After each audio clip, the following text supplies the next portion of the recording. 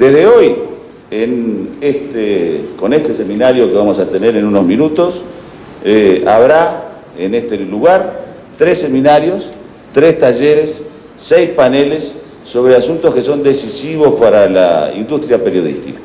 También son decisivos para el futuro de los medios de comunicación, tanto sean los llamados medios de comunicación tradicionales como los nuevos medios, y sobre todo para la tarea propia de los periodistas. Tendremos acá un seminario a partir de unos minutos sobre el muy frecuente conflicto entre el derecho a informar que tenemos los periodistas y todos los ciudadanos y el derecho de las personas a preservar la privacidad, que es un tema muy importante y casi cotidiano para los que trabajamos en el periodismo.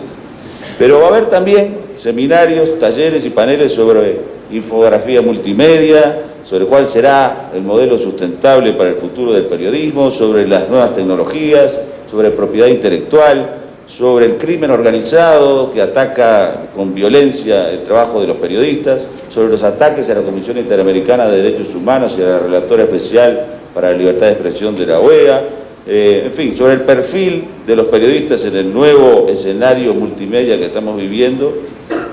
Y el programa prevé la participación de muchas e importantes personalidades en estos debates, directores, editores, periodistas, columnistas, académicos, defensores y promotores de organismos de derechos humanos, actores importantes de la cultura, como tenemos hoy aquí el placer de recibir a la señora Regina Duarte, expresidentes de Brasil y de Perú, en este caso, exministros, en fin. Así que los invito a participar en este seminario y en los próximos paneles durante los próximos días que también va a haber aquí, y dejo inaugurado estos seminarios, estos paneles. Y quiero darle la palabra a Pablo de Tarso, que va a hablarles a ustedes, dando también inaugurado esto en nombre del comité anfitrión de esta asamblea. Muchas gracias.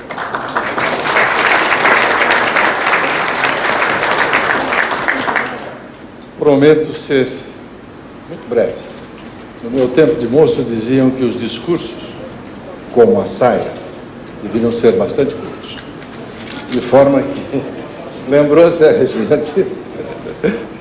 Então, em primeiro lugar, quero, em nome do comitê anfitrião, particularmente de alguns amigos que estão aqui sentados conosco, que nos ajudaram a formatar e a estruturar este conjunto de momentos que vamos passar juntos nessa Assembleia Geral.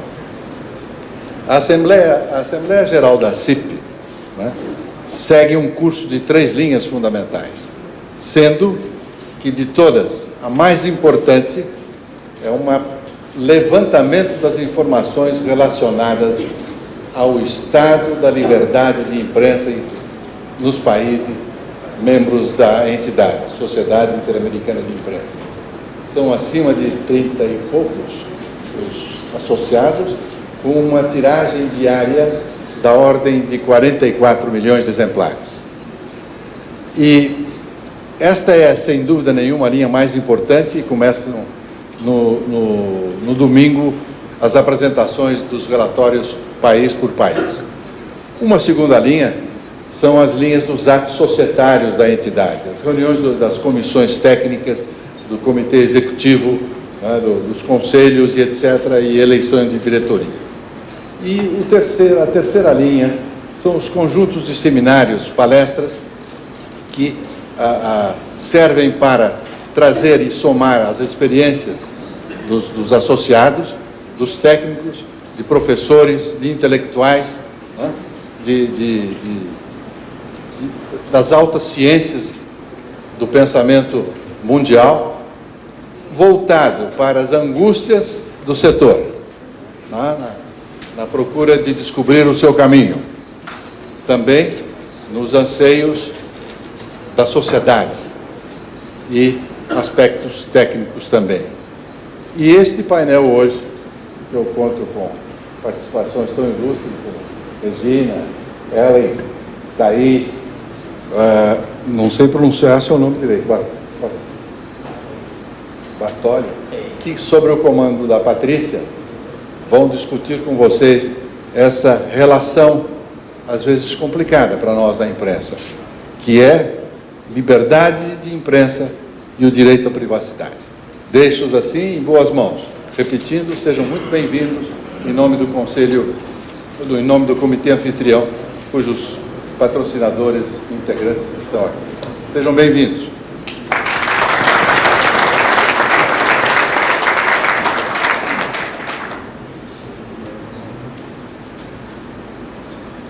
Boa tarde. Meu nome é Patrícia Kogut, sou colunista do jornal Globo. Eu estou aqui essa tarde para a gente mediar essa discussão sobre liberdade de imprensa e direito à privacidade. Nesses tempos em que todo mundo tem um celular que filma e que fotografa, invadir a privacidade ficou muito fácil. Por causa disso, as publicações sérias precisam ter critérios rígidos para que isso não aconteça. Os limites são fluidos. Se é intolerável que uma publicação séria invada a privacidade de alguém em ambientes privados, a pessoa pública também sabe que se ela vai a uma praia, ela está sujeita a ser fotografada num ângulo, por exemplo, que ela não tão favorável, que ela não gostaria. Para discutir esse tema, temos aqui hoje a atriz Regina Duarte, dona de uma história muito comprida na televisão, um ídolo há muitos anos, desde muito jovem, um ídolo popular que, no entanto, conseguiu preservar a sua privacidade. A gente não tem nenhuma notícia de um escândalo público na história dela. Temos também Edgardo Martólio, CEO da revista Caras. Ele foi correspondente na Europa para o grupo editorial argentino Perfil, é autor de livros, diretor de inúmeros jornais e revistas em 44 anos de carreira como jornalista. Ellen Angelotti, que é professora dos departamentos de mídias sociais e tendências digitais do Poynter Institute. É jornalista, ensina jornalistas a usar ferramentas interativas em podcasts online. Trabalhou em vários jornais americanos, produzindo conteúdo multimídia e ganhou muitos prêmios com esses trabalhos. E a doutora Thaís Gasparian, que é advogada, mestre em filosofia e teoria geral do direito, foi chefe de gabinete do ministro da Justiça, é membro da Associação Brasileira de Direito Autoral e especialista em mídia e imprensa.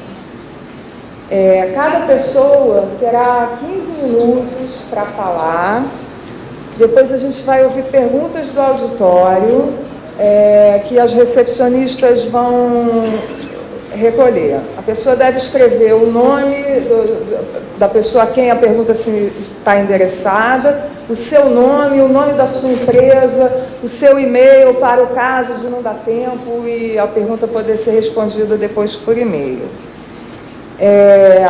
Quem precisar de tradução tem fones lá fora, tá? A Ellen vai falar em inglês, vai ser traduzida. Então, eu queria começar perguntando para a Regina Duarte como ela conduziu, ao longo da carreira dela, essa relação com o interesse em torno da pessoa, da vida privada dela. Obrigada, Patrícia. Boa tarde. Boa tarde, companheiros de mesa. Patrícia, obrigada. Eu agradeço o convite. Me sinto muito feliz pela possibilidade de poder participar desse grande evento, esse importante painel que tem como propósito refletir sobre liberdade de expressão em geral e liberdade de imprensa em particular.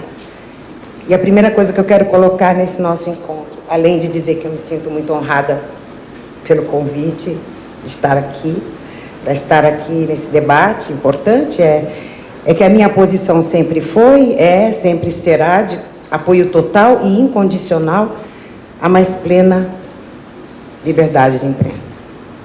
Liberdades individuais, liberdade de pensamento, liberdade artística, religiosa, de arbítrio e de imprensa, claro, são valores inegociáveis, não abertos a alternativas de qualquer espécie.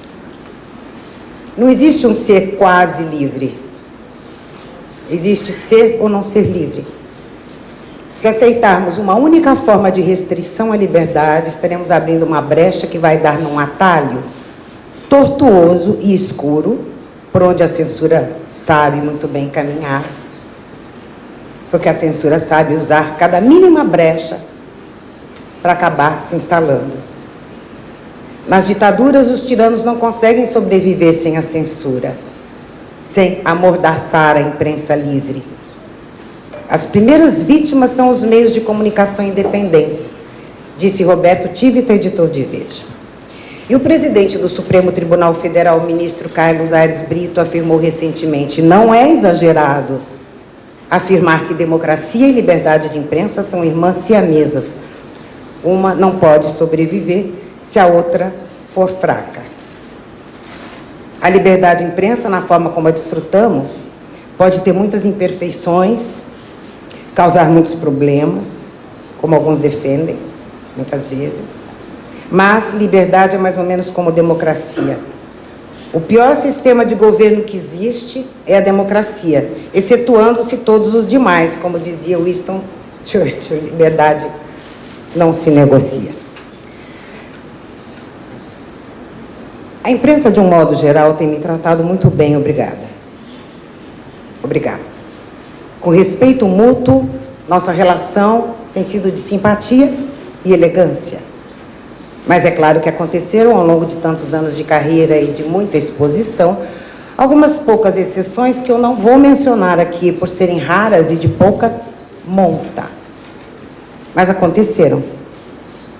Quando a imprensa se torna invasora da minha privacidade, quando ela se torna ideológica demais, quando se sente com o direito de patrulhar meu pensamento, julgando de forma parcial o que eu disse, quando edita algumas coisas que eu disse, em geral, de forma a chamar a atenção, em manchetes, é claro que, retirado do contexto em que foi dita, a minha fala perde o sentido e ganha e vende o sentido que o editor deseja.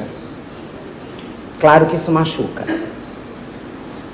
E quando se é machucada, é natural que se pense em defesa, em desejar respeito a certos limites e mesmo desejar algum tipo de controle. Porque aprendi muito cedo com meus pais, na escola, que a minha liberdade tem limites, ela termina onde começa a liberdade do outro. Muitas vezes fui surpreendida em lugares públicos onde não queria ter aquele meu momento pessoal e particular devassado. Mas eles aparecem com suas mega lentes, com suas tecnologias de longo alcance, se escondem, fazem a foto e fogem rapidamente em suas motos.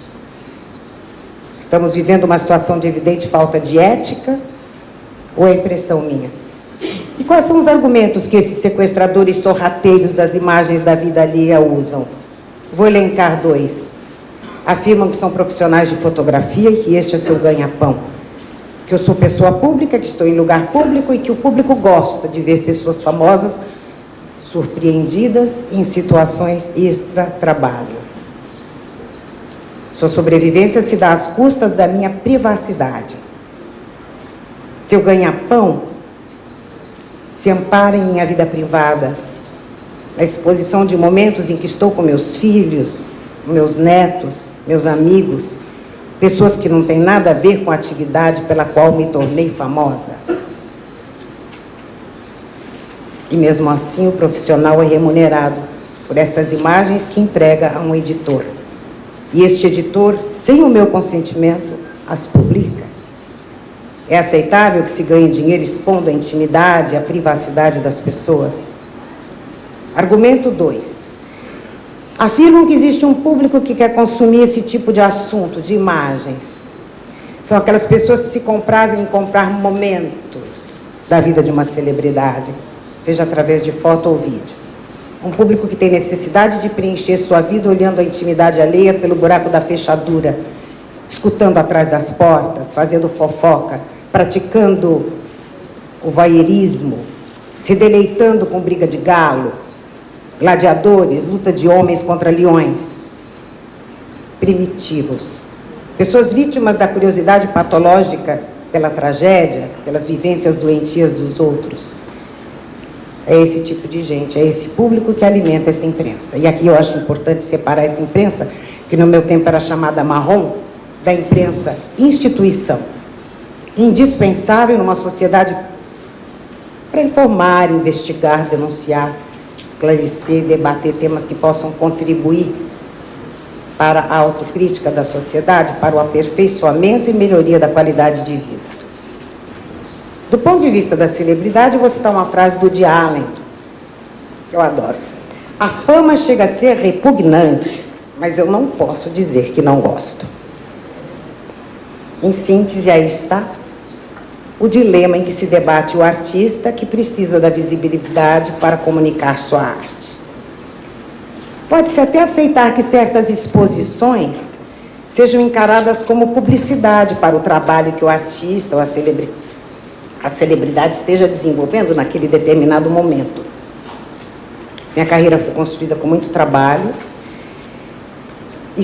E hoje, se é verdade que o público se interessa mesmo por um passeio meu ao shopping, por um sorvete tomado com meus netos, uma viagem minha na ponte aérea Rio-São Paulo, eu pergunto: a exposição indiscreta deste meu momento particular não deveria implicar em conivência? Não me parece ético fotografar alguém às escondidas e sair correndo para vender essa imagem, sem perguntar ao objeto das fotos se concorda ou não com isto. Mas a minha pergunta é: a publicação, veiculação dessas imagens sequestradas não poderiam um dia, quem sabe, passar a ser fruto de um comum acordo entre fotógrafo, editor e celebridade?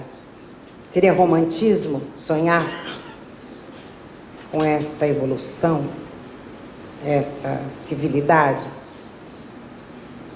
Não sei como se poderia chegar a um consenso sobre formas de proteger o foco da notícia. Acho que esse seminário deve caminhar bastante o debate destas ideias.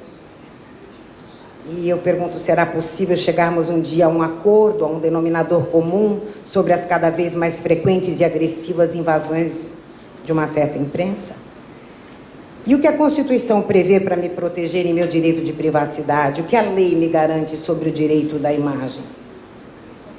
Aí dei uma pesquisadinha aqui, artigo 5, inciso X, não, inciso 10, desculpa, doutora, inciso 10 da Constituição Federal, que assegura que são invioláveis a intimidade privada, a honra e a imagem das pessoas, assegurado o direito de indenização pelo dano material ou moral decorrente de sua violação. Mas aí Inês é morta, né? Já. A liberdade da imprensa tendo como ferramenta a verdade. A liberdade de imprensa tendo como ferramenta a verdade, se não tiver responsabilidade, a meu ver, perde a força de suas asas, perde a confiança, a credibilidade, a possibilidade de contribuição social. Aqui tem uma frase do poeta Milton, que disse em 1644, que verdade e impostura se degladiem, pois todo homem maduro pode e deve exercer seu próprio critério. Apenas duas forças, a meu ver, teriam legitimidade para controlar a imprensa livre. A primeira é a própria imprensa, através da autorregulamentação. E eu creio que esse tema será amplamente debatido nesse seminário. A imprensa brasileira e mundial já deve estar adiantada na busca de soluções para um aperfeiçoamento da prática da instituição. A segunda é o leitor, o internauta, o ouvinte, o espectador devidamente equipado com educação de qualidade, livre-arbítrio e controle remoto. A nossa presidente Dilma Rousseff já afirmou: o melhor controle da mídia é o controle remoto. Eu não sei o que seria do nosso país se, nesses tempos de silenciosa apatia, não tivéssemos, e temos, graças, uma imprensa atenta, sagaz e preocupada com a busca da verdade em todos os campos. E finalizando, acredito que é muito melhor conviver com todos os defeitos da liberdade de imprensa do que passar um único dia sem ela. Terminar com mais uma citação do poeta John Milton, que já preconizava em 1644. No domínio público, todos são iguais sob a lei. Na esfera privada, todos são livres para fazer o que não for legalmente proibido. Obrigada. Bom, vou pegar uma coisa que a Regina falou para a gente começar a ouvir o Edgardo. Ela falou numa situação ideal, um comum acordo romântico ideal entre o fotógrafo, o editor e a celebridade.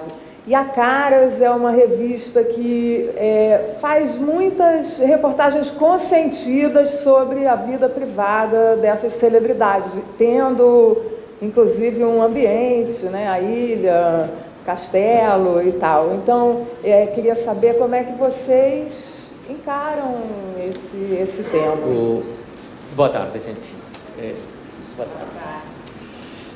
Primeiro, eu fico um pouco invalidado de debater com Regina, porque eu amo essa mulher. Então, isso já me deixa um pouco fora de foco.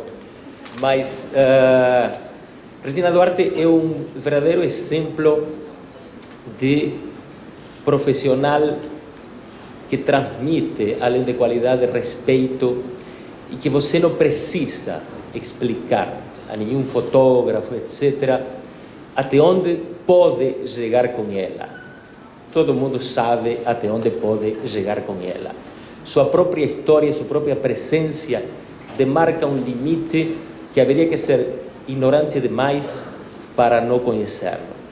Portanto, as invasões que ela possa ter sofrido, são, como ela bem marcou, mínimas.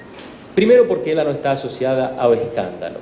E isto é interessante ver como, quando você revisa nos arquivos fotos de paparazzismo, você encontra nomes que se repetem permanentemente e outros que há que procurá-lo com lupa. E isso tem a ver, mais do que com o paparazzi, tem a ver com o próprio personagem. É ele que, em definitiva, nos está colocando diariamente, não só com seu trabalho, sino com suas atitudes pessoais, o exemplo que nos leva a vulnerar ou não. De todos modos, e este é um caso bastante particular, porque vamos a ser honestos, não há tantas Reginas Duartes no universo das celebridades no mundo inteiro. Então é um caso, por meu amor hacia ela e por o respeito que ela transmite, é difícil avaliar este assunto a partir de Regina Duarte, mas é um bom balizamento para isso. Eu queria falar, além disto, e todo se concatena uma coisa com a outra, que primeiro supõe-se que eu, por ser editor de uma revista de celebridades, estou aqui para defender toda e qualquer invasão de privacidade por parte de fotógrafos ou jornalistas. Primeiro engano, não, absolutamente não. Entre outras coisas porque com a vida a gente vai aprendendo. Mas também não quero ser, e os brasileiros vão me entender bem, o Lewandowski nem o Toffoli deste tribunal aqui, porque não vou ser o advogado do diabo, mas quero deixar a certeza de que os paparazzis também não são José Dirceu. Digo, vamos colocar cada coisa em seu lugar, nem uma coisa nem a outra. Aqui só há duas partes com interesses não sempre coincidentes, mas eu diria que a maioria das vezes o interesse do famoso e o interesse da publicação tem bastante coincidência e ambos se procuram, se paqueram a um olhar de e você sabe quando naquele olhar pode, quando naquele olhar não pode, ou naquele telefonema prévio. Mas eu entendo perfeitamente aos famosos e às celebridades. Primeiro, estabeleço uma diferença entre famoso e celebridade. Regina entra na categoria de celebridade, que é um estágio acima do famoso. E até depois podemos falá-lo também. Porque se fotografar, o famoso protesta. Se não fotografar, o famoso reclama. Se correr, o paparazzo pega. Se ficar, o paparazzi clica. Gente, é difícil.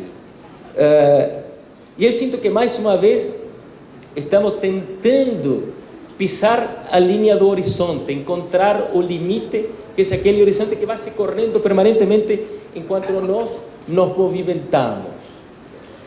Por outro lado, e às vezes é querer que um cientista ateu e sua santidade o Papa encontrem uma definição intermédia, coisa que ainda não aconteceu nunca, da criação do mundo. É Deus ou o Big Bang? Mas os dois têm razão, ninguém está absolutamente equivocado.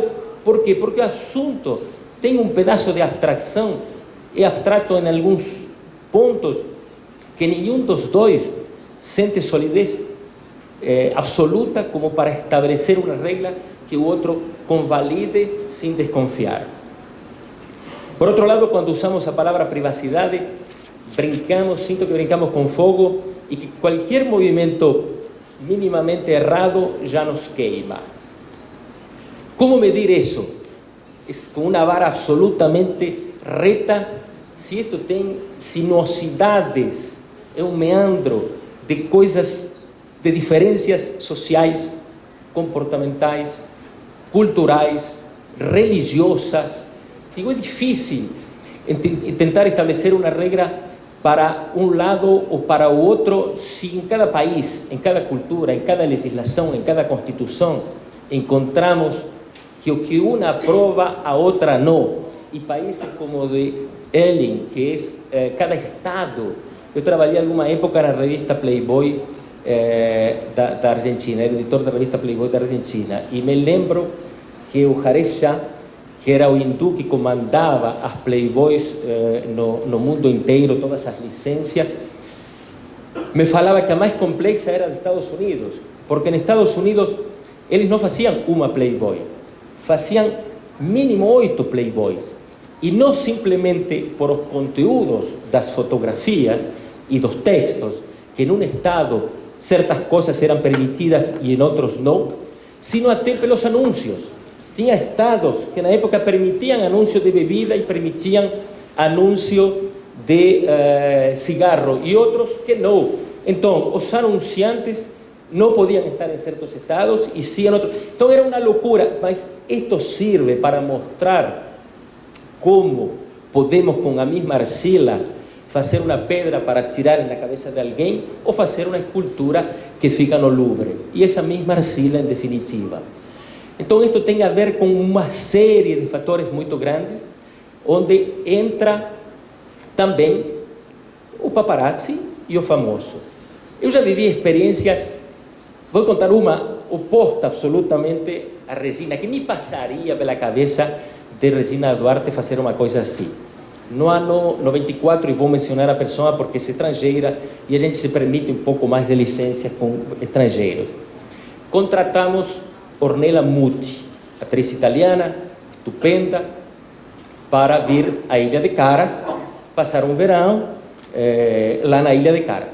Ela colocou uma única exigência: ela iria chegar à ilha com um novo namorado, mas como era um relacionamento que estava começando, não queria que fosse divulgado e que não fotografemos o novo namorado.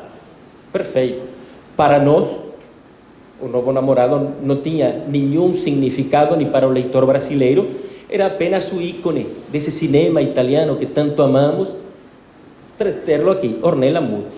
Passou a semana na Ilha de Caras e nunca fotografamos o novo namorado. Mas no terceiro dia alguém da produção falou: olha lá aquela canoa.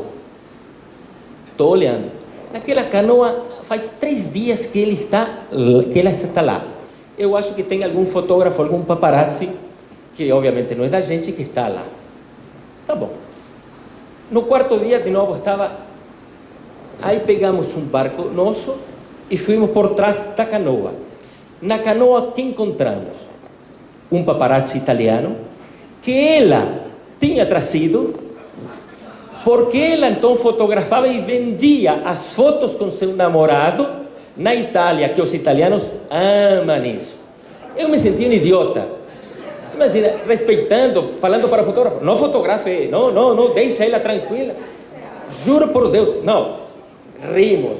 Iríamos fazer o quê? Quando você se sente idiota, você normalmente ri ou chora. Nós rimos.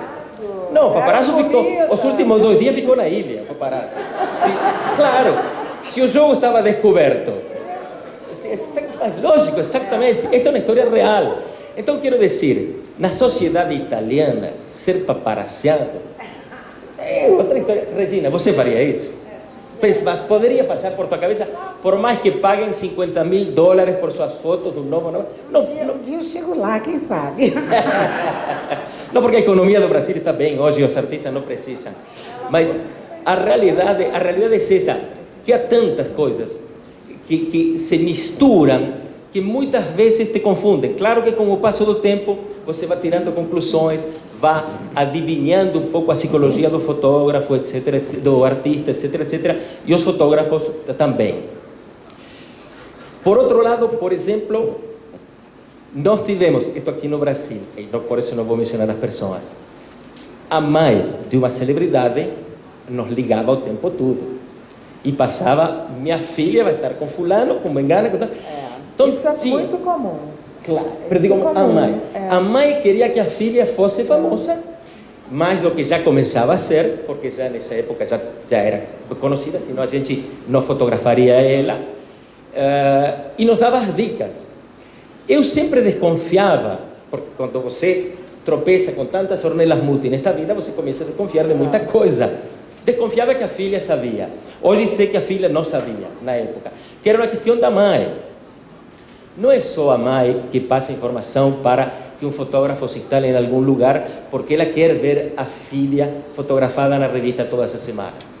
É o agente de imprensa, é o agente, o representante do artista, que o representante muitas vezes, ele representa uma grande estrela, que sua grande moeda de troca com os veículos, e por outro lado representa figurinhas que estão começando, que estão querendo. Então ele troca uma informação importante e uma foto que se pode fazer de sua grande estrela, a cambio de que você publique alguma coisa da nova figurinha que vem aparecendo e que ele precisa que seja fotografada para cobrar sua mensalidade. Ou seja, é um universo de traições permanente, mas isto é, e temos que entenderlo, é uma espécie de póquer. Quem joga póquer me vai entender. Todos nos sentamos na mesa sabendo que um pouco de mentira é regra de jogo. E está a verdade, como dizem no Brasil, me engana que eu gosto. Então, o que temos que ser é sinceros, principalmente. E vamos encontrar muito, nessa sinceridade, muitos acordos. O veículo que eu estou tenta ser o mais sincero possível e trata as personalidades, e isto é um recado que eu passo permanentemente para a redação, como se fossem familiares. De fato, em caras, eu não publico nada que não publicaria de minha mãe ou de meu filho. Não falei minha mulher, porque com minha mulher tenho diferenças. Às vezes publicaria tudo, às vezes não publicaria nada. É distinto. Mas com minha mãe e com meu filho, eu sei que aquilo não muda, Regina. Isso é claro. São duas coisas. Então, se não vou publicar deles, por que vou publicar da Regina? Digo, são limites que você coloca, que você vai estabelecendo dependendo da vida. Por outro lado, estamos falando de celebridades. É um tipo de paparazzo. Se fossem políticos, já é diferente. Por quê? O artista é uma pessoa normalmente querida, admirada. O político não. É o inverso. Então, quem te xinga por publicar um artista, pela mesma foto, se fosse um político, te aplaudiria. Ele bateria palmas. Digo, são diferenças que eu sinto que não podemos colocar todo em uma mesma sacola. É importante estabelecer diferenças de veículos, de protagonistas, de culturas. Exatamente, digo, isto é fundamental. No ano 81, eu estava por lançar uma revista de celebridades na Argentina e fizemos, antes do lançamento, tínhamos uma matéria que rompia todo. Seria um grande escândalo nacional, porque um grande ídolo argentino confessava, e tínhamos tudo gravado, os grandes amores de sua vida. E os grandes amores de sua vida incluíam outras grandes estrelas, casadas, etc, etc. E o relato de aquele personagem era com detalhes e tudo gravado. Então, nós, antes do lançamento da revista, fazíamos focus groups com o target de leitoras que acharíamos que iria comprar aquelas revistas. Apertávamos, naquela época não havia camerinhas, não se filmava, mas sim se gravava. Apertávamos o gravador e aquela voz absolutamente reconhecível de aquele famoso começava a contar seus relatos. A metade das leitoras, e por isso nunca publicamos aquela matéria, aquela capa, a metade das leitoras falava besteiras. Ou seja, a metade, ainda escutando o famoso falando, falava não é verdade. E a outra metade falava, puxa, gente, eu não quero saber disso, eu amo aquelas pessoas, eu amo... Ou seja, publicar aquela matéria, que seria um escândalo nacional, iria ter venda naquela edição, sim, mas com um preço muito alto para muitas pessoas e inclusive para a própria revista. Então a gente nunca publicou essa matéria e aprendi que os artistas são amados e que em definitiva temos que mostrar mais o lado bom deles que o outro, que em definitiva todos temos um lado ruim, em algum momento porque estamos fora de uma situação que nos sacou de quicio ou pelo que for. Então a ideia é respeitar o famoso e combinar algumas fotinhos, porque o flagra dá a ideia de coisa quente, de que aquilo... Então, nós já hemos publicado a Regina com os netinhos, e hoje eu estou sabendo por ela aqui que ela não gosta dessa foto na praia. E sempre na minha cabeça, por exemplo, quando você está com os netinhos na praia, nós não temos fotógrafos, nós contratamos fotos nós não temos fotógrafos paparazzi nossos. Os paparazzi nos oferecem as fotos. Então, quando oferecem, a gente compra algumas fotos.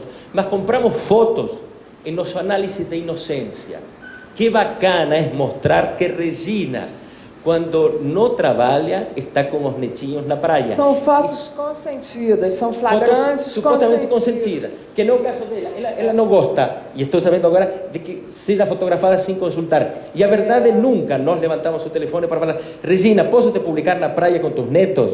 Nunca fizemos isso, acho eu. Talvez alguém da equipe faz e eu não sei. Então... Mas, entendeu? Digamos, mas eu acho que essa é uma foto inocente, que não poderia comprometer nada, que não fosse... talvez a possibilidade de alguém saber que aquele menino é neto de Regina e sequestrá-lo.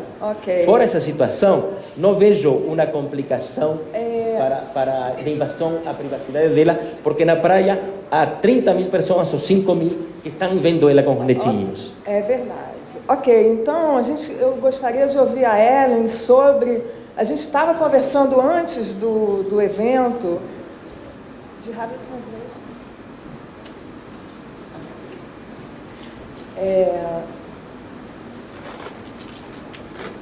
Someone's gonna invite, can you hear the translation? My question? A gente quer, ela vai falar sobre mídias digitais e nesse caso, então, todo mundo pode ser um fotógrafo, todo mundo pode ser um repórter e de quem é a gente tem que dar tudo que as pessoas querem ler, de quem é essa decisão, até onde a gente vai, porque é muito fácil produzir foto, muito fácil produzir filme, e ela vai falar desse assunto. Vamos ouvir a apresentação dela. Obrigada, Edgar. Sure. Well, it's been a lot bigger of a challenge since social media really came into play, because now the audience has become the editors, the publishers, and in many cases, the decision makers about what kind of news and what kind of information they consume. So even if the traditional media doesn't publish it, they find ways to see those photos, to watch those videos, and to read that information, even if it's not being published in the mainstream media. So this has added pressure to a lot of journalists. One of the biggest changes we've seen is to the news cycle. And I have a graphic I can show you. Let me see if I can get to it.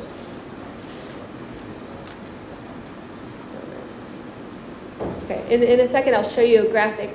But we've transitioned from a society where the media publishes information and the audience consumes it. And, okay, here we go. And so this graphic represents that change.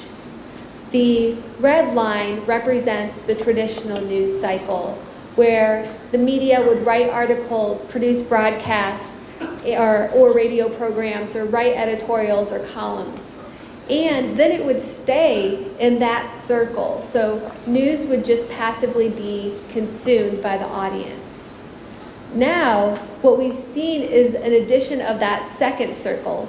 So news organizations still publish the same way they always have, but after they publish this information, it enters into a whole other cycle where people can comment on it. They can post it to Twitter, they can share it on Facebook, and then that story takes on a life of its own. People add comments to it, they change information, they take information out of context, and sometimes that really changes what journalists are striving for, and that is truth. Truth is the most important value that we have as journalists, no matter where you are, no matter who you're dealing with. And when it comes to social media, that truth can be distorted sometimes. And that's where you see that black line come in. And that's what I like to call the ethical line in social media. So the role of the journalist has really changed from just being the publisher or just being the storyteller to the sense maker and the verifier. So now that information that sometimes starts in the green part of that circle, it starts with the bloggers, with Twitter users, it starts on Facebook. Sometimes it's up to the journalists to verify that information, vet that information, determine, is this person who they say they are? Is this information, was this photo taken when they claimed it was taken? Or, with all of the technology we have available to us now, was it taken into Photoshop and manipulated? Was it edited in video, the video editing software? Did that make it untrue or add something to it that wasn't there? So the role of the journalist has really stepped in to be able to synthesize a lot of this information that's going through. But because we can publish immediately and because information can spread so quickly, sometimes that's not as effective as it needs to be. So that's one of the dangers, and one of the areas I really focus on is legal issues that do help guide us in certain capacities and ethical issues that pertain to social media. So when it comes down to privacy rights, it's not the rights of the information, it's the rights of the, it's the rights of the information consumer and not the broadcaster, and that is paramount. So a lot of the times what we see, because people have so much control of the news that they consume, it's their rights that sometimes trump those who are the subject of these images or subject of information. And that causes what we consider to be ethical pressure points in journalism. A lot of information that is being disclosed tends to be private, even though it is being communicated using very public means of communication. Sometimes we take this information and put it into a false light. Or sometimes we try to benefit commercially from these images, from this information. So, the paparazzi, or a lot of the people who aren't in traditional media, we refer to the traditional media as the fourth estate, but those who are independent, kind of acting on their own, and we consider those bloggers, those journalists, not necessarily traditional journalists, but doing acts of journalism, and we consider those people in the fifth estate. And they don't always like to follow the same rules that the fourth estate or traditional journalists do.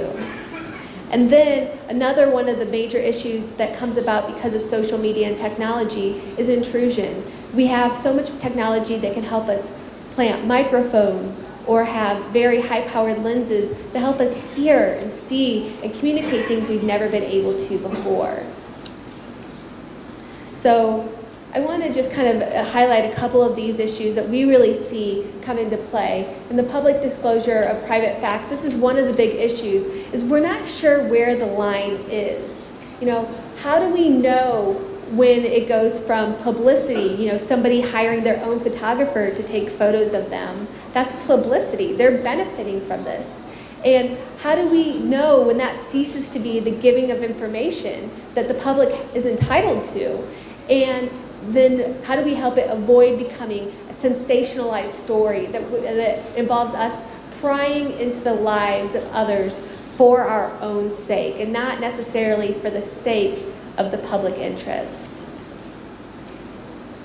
So I also mentioned commercial misappropriation. We see this a lot on social media where it's unauthorized use of an image. You can do a Google search of anybody and be able to misappropriate it onto your own site. So it's technically very easy to do something like this. And so what is really more heavily regulated is when this is being used to promote a public, but the media is generally not subject to something like this, which also causes some pressure points. So we talked about intrusion. I also wanted to talk about the distinction between public figures and private figures, especially within the scope of social media.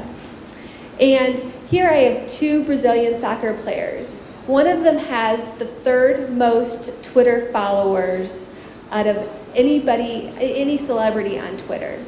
And one of them has about 10,000 followers. Can you guess which one is which? But my question is, so they're both performing the same skill. They're both playing soccer.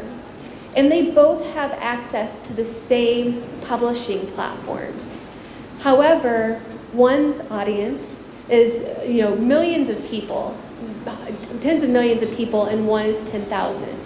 So how do we treat somebody who is maybe a public figure in real life? They're both public figures in real life, but maybe more of a private figure on social media, and vice versa. So maybe somebody isn't a soccer player, but they somehow come up with 20,000 followers or up even 1 million followers just for doing web videos. How do we determine what happens to them in the public interest just because they have a lot of Twitter followers, or is it more of an emphasis on what they do in their real life? And so when it comes to defamation, if somebody says something false about somebody, how are they treated? Are they treated as somebody who has propelled themselves and has a platform to refute any claims that are coming against them? Or is everybody essentially, do they deserve the same rights to privacy in the social media space because they have the same publishing tools that the media has? So this equalization of rights to publicity is something that we've been discussing a lot, especially in the United States, because there are so many people who consider themselves public figures just in the social media space and not actually in the real world. So here, this is the answer. Kaká has 12 million followers. And Savio Bordolini, he has 8,657 followers. So do they deserve the same rights to publicity and rights to privacy as even regular people? One of the other interesting points related to privacy, and this kind of gets back to celebrities tweeting information out for their own benefit, but when it gets into the wrong hands, it can turn into potentially embarrassing information, or it can be taken in ways that they didn't necessarily want it. So this is information that can be personally identifiable, information that people want to share about themselves, and then it very quickly gets out of their control and becomes personally embarrassing information. And with social media and with the power of people to publish on their own, this distinction is non-existent. Once information is out there, it can be changed, manipulated, however is technologically possible, which in many cases there are no boundaries.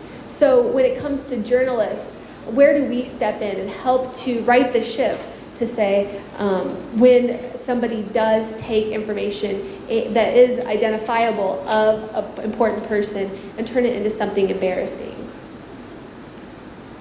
So a lot of people ask, social media, I restrict who follows me, so my posts are private, especially on Facebook. I'm not friends with that person. How can my posts be public? And really, the rule is anything that you post on social media, anything you post online is considered to be public, even if you restrict your account. And that applies more so to the average person than celebrities. But even then, a lot of times celebrities will argue that I've really tried to regulate my social media presence, therefore I deserve more protection. And really, when it comes to social media, whatever is out there is public. And that's something that's a big distinction. So it's different to take something that a celebrity tweets out than to take a picture of somebody in an actual restaurant, where the boundary lines of privacy are much more clear. In social media, they're much more blurred. So some of the takeaways, these are some of the questions that I feel are important and that we've been addressing as journalists. Our audience is engaging on social media. And therefore, it's important for us to engage with them where they're engaging. They're on Twitter, they're asking questions, they're retweeting celebrities, they're retweeting politicians. And how do we encourage this form of communication, which very much advocates free speech, while minimizing the harm that can be caused from this? So we know certain speech, political speech, that's good for democracy. So of course we want to get as much information we can about our public officials. Celebrities, on the other hand, there's not that as much of a newsworthiness to it.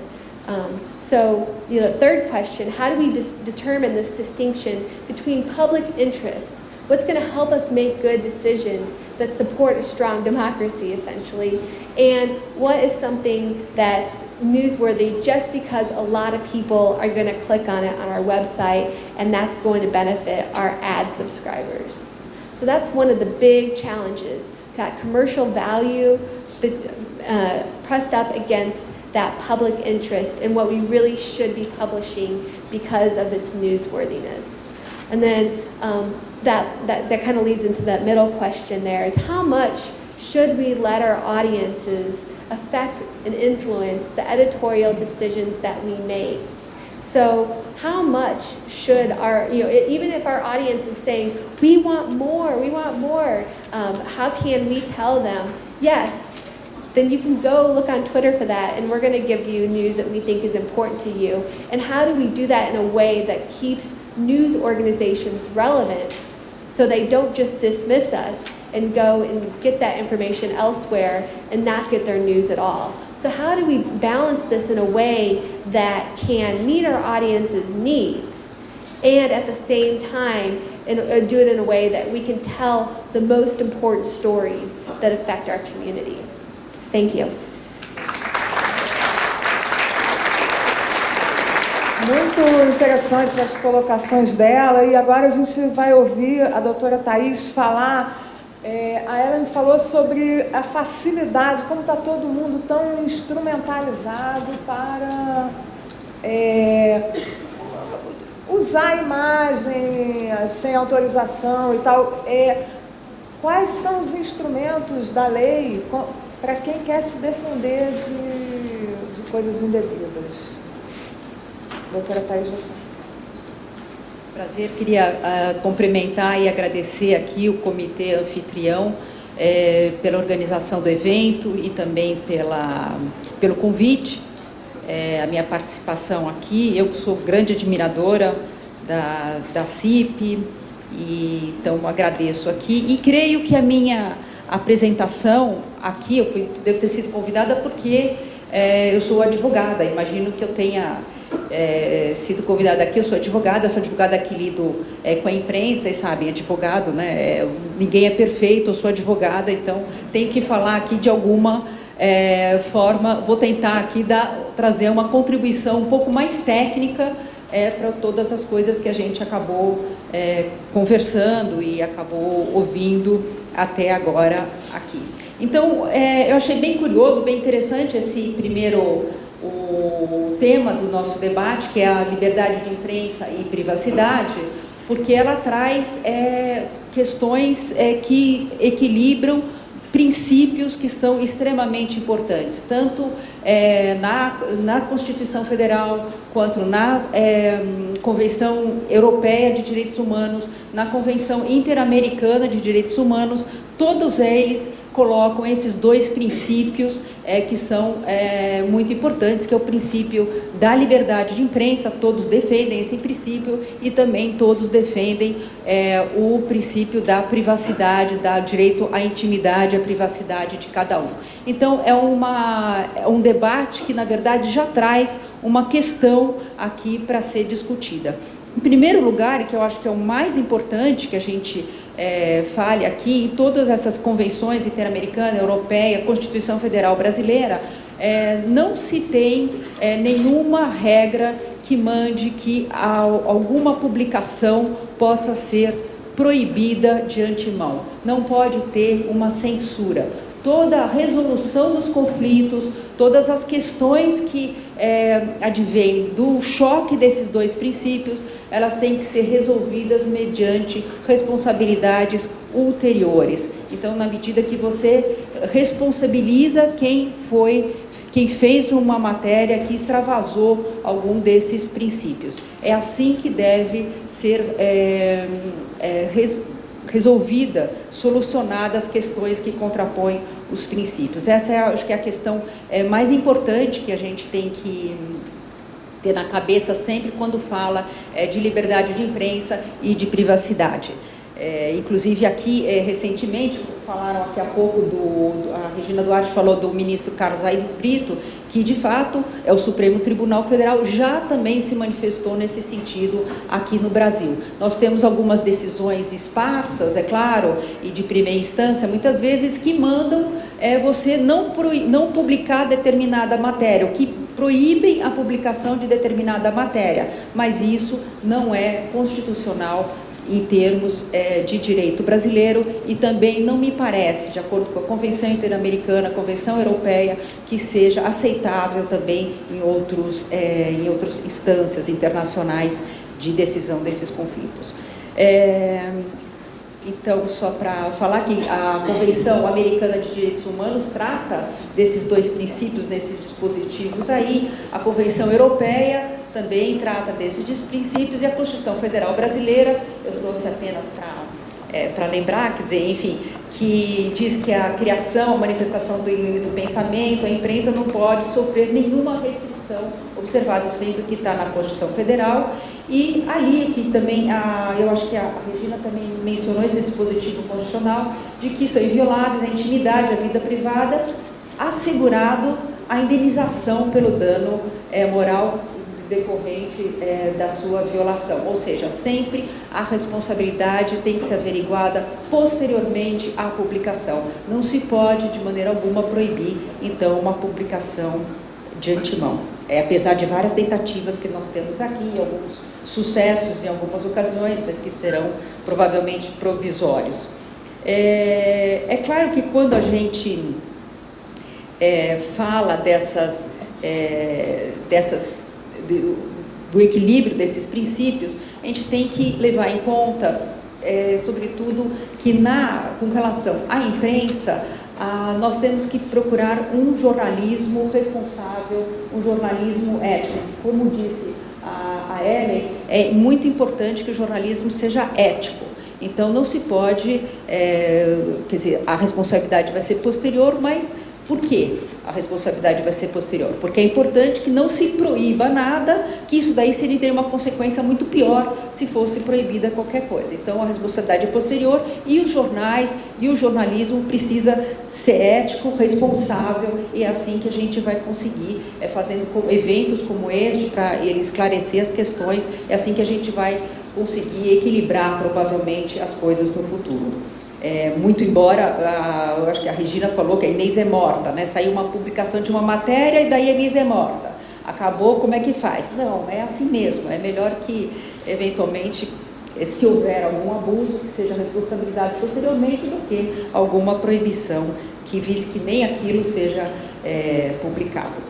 Eu trouxe aqui alguns exemplos para mostrar para vocês como é difícil o equilíbrio dessas questões. Esta aqui é uma matéria publicada na Carta Capital há muito tempo, em que a Carta Capital, uma revista aqui brasileira, a Carta Capital, queria esclarecer alguns crimes que estavam sendo torturas, práticas de tortura que estavam ocorrendo em quartéis. Então, é uma matéria que, a meu ver, era uma matéria interessantíssima e muito importante, de grande interesse público, que era para mostrar que em alguns quartéis estava institucionalizada a prática de tortura para educar os soldados, enfim. E nessa matéria, para ilustrar a matéria, a Carta Capital colocou alguns depoimentos. E dentre esses depoimentos, tinha ali um depoimento de um soldado que, quando ele foi perguntado quais tipos de maus tratos sofreu, ele respondeu que ele tomou choque nos testículos e no ânus. E daí, a própria pessoa, aquele soldado que tinha prestado esse depoimento e que depois teve esse depoimento revelado, ele entrou com uma ação contra a Carta Capital, porque ele falou: olha, depois que vocês revelaram isso, eu passei a ser objeto de gozação dos meus colegas, porque eu sofri choques no testículos, no ânus.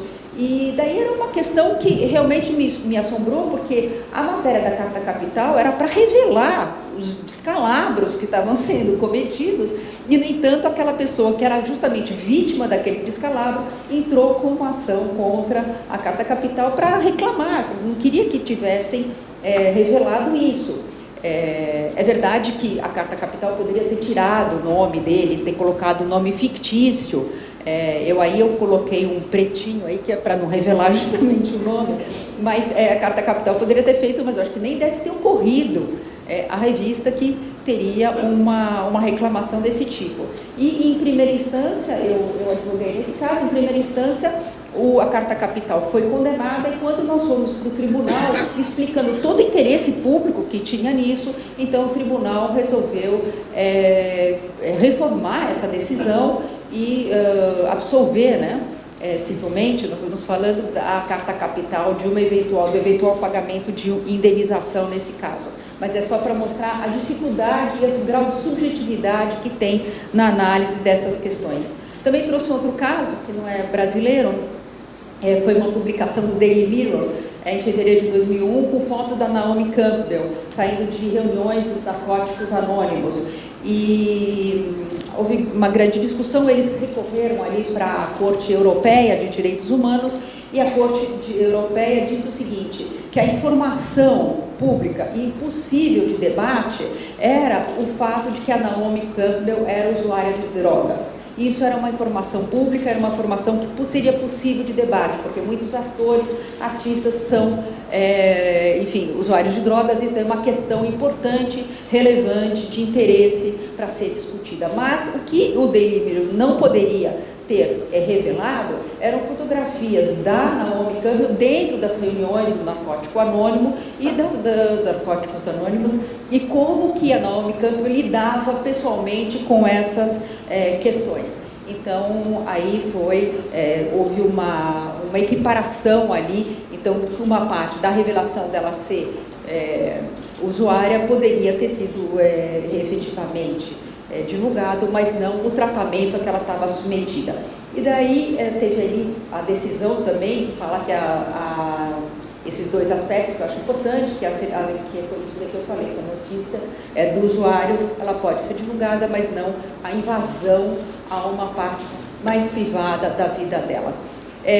Também tem um trecho que eu achei muito interessante, por causa dos slides que eu vou mostrar a seguir, da Corte Europeia de Direitos Humanos, falando que todas as questões de tratamento de saúde são privadas e confidenciais. Então, essa é uma decisão da Corte Europeia de Direitos Humanos.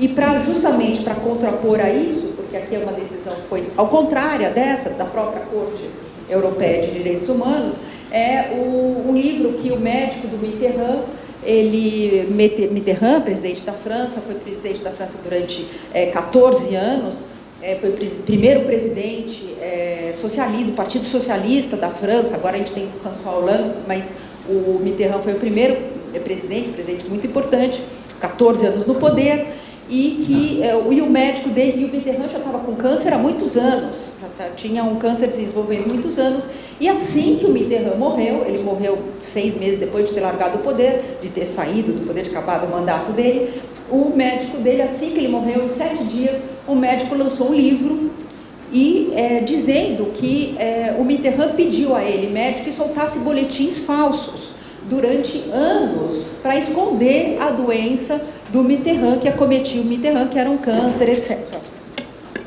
E acho que estou com medo de cair. E foi muito interessante porque o médico soltou esse livro e, no entanto, o que aconteceu? A corte francesa, movida pela família, suspendeu a publicação do livro, suspendeu a circulação do livro, e o livro foi proibido na França.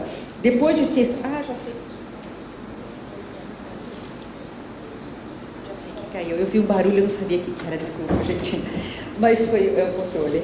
E logo depois, então a corte francesa suspendeu o livro, deu uma determinação de suspensão do livro.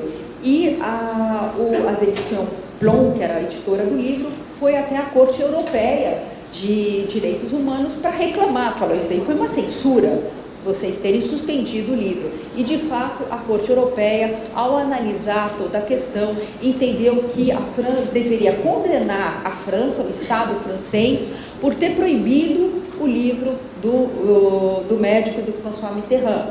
E que falou que aquela proibição era uma violação da liberdade de expressão, e que o médico poderia talvez esperar alguns meses para soltar o livro em respeito à família, não precisa soltar 7 dias depois o livro, mas depois, ao cabo de 2, 3 meses, ele deveria soltar o livro, e com todas as revelações que ele fez. E qual é a diferença, então, desse caso para o caso da Naomi Campbell, que fora justamente ao contrário, que a vida dela foi privada, que a doença dela o modo como ela tratava isso era uma coisa privada e que não poderia ter sido divulgado.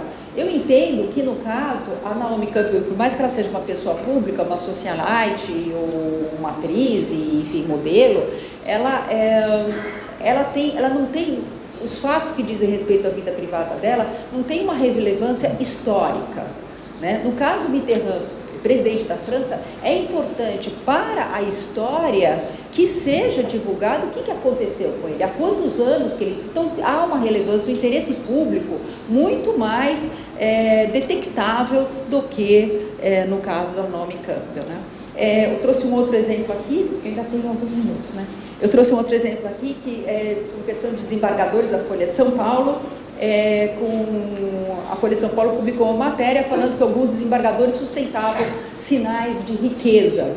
E os desembargadores entraram com ação contra a Folha, falando, vocês publicaram, porque ali tinha uma lancha, tinha 2 iates, 30 carros e não sei o quê, e a Folha publicou isso com as fotografias desses bens, e eles falaram, vocês violaram, a Folha de São Paulo violou a minha privacidade ao revelar os meus carros, os barcos que eu tinha e tudo. E foi uma grande discussão, durou aí alguns anos, mas no final, tanto a primeira instância do tribunal aqui em São Paulo, quanto a segunda instância do Tribunal de Justiça de São Paulo, decidiram que, na verdade, por serem funcionários públicos, por serem desembargadores, que então esses dados poderiam ser revelados. Não estava revelando o jornal, quando fez a matéria, sobre a vida dele com a mulher dele. Isso realmente não era interesse, mas era interessante saber o rol de bens e que realmente contrastava com o padrão de outros magistrados. Então também é um caso que você vê que tem umas pessoas públicas. Eu vou pular aqui essa outra apresentação daqui, que também era uma pessoa pública, mas foi só para chegar então nas minhas conclusões aqui, para a gente, sei que o tempo está acabando. Quais são os momentos em que a esfera da privacidade de uma pessoa é reduzida? Quando, em relação sempre à imprensa, né? Nós não estamos falando, eu não estou falando aqui de redes sociais, nada disso, mas estou falando em relação à imprensa. Quando que a esfera de privacidade de uma pessoa ela é reduzida? Ora, quando tem uma informação pública, quando existe um interesse público, é bom distinguir interesse público do interesse do público ou da mera curiosidade.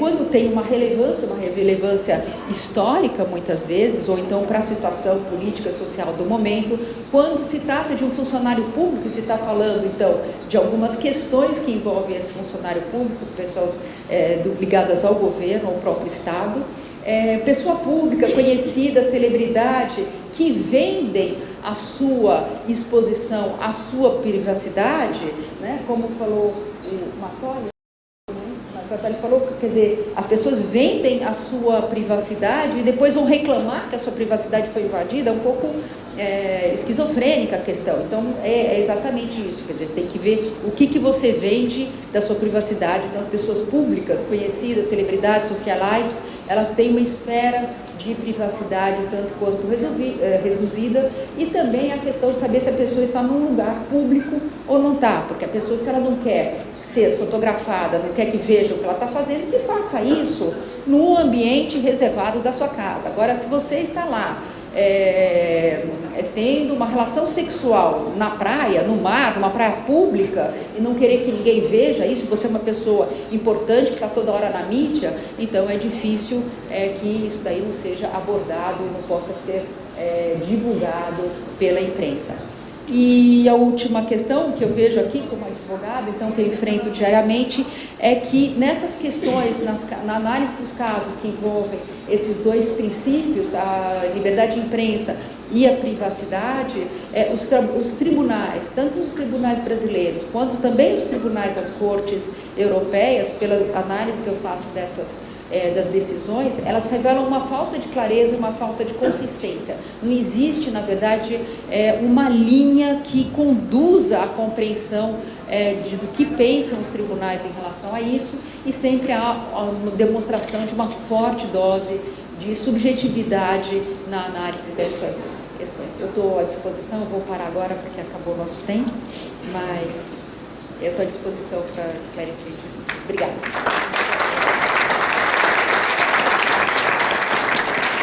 Olha, nosso tempo está acabando, a gente tem 10 minutos para perguntas. Quem quiser fazer pergunta por escrito, entrega para mim, por favor.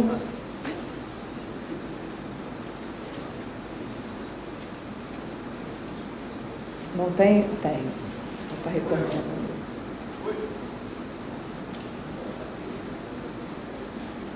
Você? Não vai ter. Isso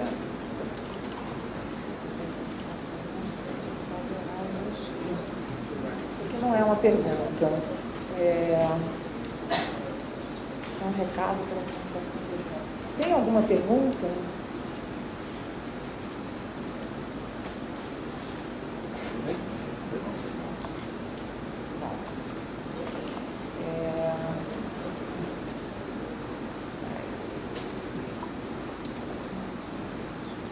Bom, David Briggs, Executive Director da International Association of Religion Journalists. Mas aqui não diz para quem é essa pergunta. Tá, então, tem alguma obrigação ética particular de respeitar os direitos das populações vulneráveis, incluindo minorias religiosas, na hora de fazer decisões editoriais? Eu não sei para quem seria essa pergunta aqui na mesa. Eu acho que... Patrícia, eu posso responder com relação à parte da vulnerabilidade quando diz respeito à criança. Tá bom. A criança e adolescente.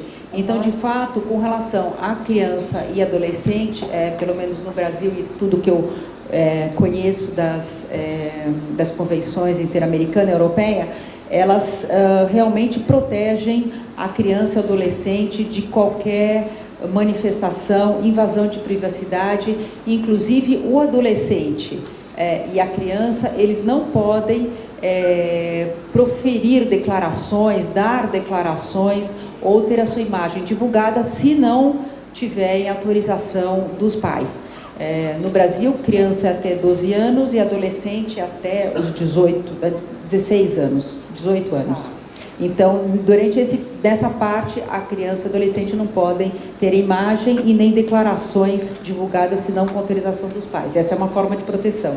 Mas, como sempre, Patrícia, sim, Thaís, existe a pequena diferença, por isso você concluiu muito bem com falta de clareza e consistência, mas não é uma culpa dos tribunais, nem da lei. É que caso a caso, interpretação, por exemplo, crianças em Rio de Janeiro não podem desfilar, fazem desfiles de roupa de crianças, e as crianças não podem desfilar, precisam de uma autorização prévia e especial de pais, judiciário de menores, etc.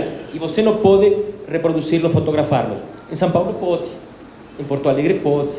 Digamos, é complexo, tudo é absolutamente... inclusive, antes de discutir isto, teríamos que discutir ética. E antes de discutir ética, teríamos que discutir também, se caso que aqui chegássemos a alguma conclusão, todos estaríamos dispostos a cumpri-la da mesma maneira. Por isso, há fragilidades imensas demais, e é uma discussão que eu conheço, tenho 44 anos de profissão, faz 44 anos que conheço essa discussão. E depois, obviamente, cada um faz o que precisa ou acha que necessita fazer. Por exemplo, não é fácil ter uma foto na mão que você sabe que é interessantíssima e decidir não publicá-la sabendo que tem concorrentes que vão a publicá-la.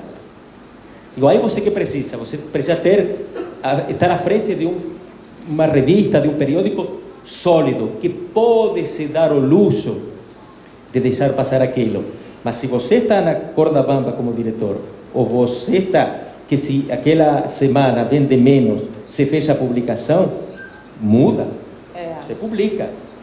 Você já é menos ético. Digo, a vida nos vai colocando em diferentes lugares. Eu, inclusive, Patrícia, desculpa, questiono, claro que sou contra a censura, obviamente, mas questiono de que sempre há que publicar e depois resolver nos tribunais. Aqui em São Paulo, por exemplo, foram condenados pela imprensa e pela mídia, que depois a justiça demonstrou que não, um matrimônio japonês que tinha uma escola aqui em São Paulo, lembra? E que, listo, gente, se publicou, se fechou a escola e aquele matrimônio, por mais que 3 anos depois a justiça se inocentou, ficaram acabados, destruídos, perderam familiares, amigos, se tiveram que mudar, etc. Então, e qual era o negócio? Os que estamos do lado do jornalismo sabemos muito bem qual é a fragilidade da informação jornalística. Muitas vezes não está bem checada, os tempos exigem que se publique esse dia. Então, tudo isso contribui a uma série de erros e de equívocos que depois a justiça tem que decidir com leis que muitas vezes não está como o que é novo. Por outro lado, por exemplo, o Brasil é um dos países mais benevolentes que eu conheço no tratamento à figura pública. Imagina a Inglaterra, Regina. Não importa quem você é e como você se comporta. Contratam um detetive para ver o que encontram. A Inglaterra exatamente. É muito especializada. Exatamente. Tem uma pergunta para Ellen. fazer em português, você ouve a tradução. Bom, nos Estados Unidos existe o hábito de seguir os candidatos. Eu acho que essa pergunta se refere à corrida presidencial agora. Mostrar fotografias da vida privada. E aqui essa pessoa pergunta sobre a fotografia de um... Qual é a importância de publicar a fotografia de um senador nu no Twitter? Isso é um erro? Isso é uma informação pública ou não? Enfim, é isso. Quem pergunta é Igor.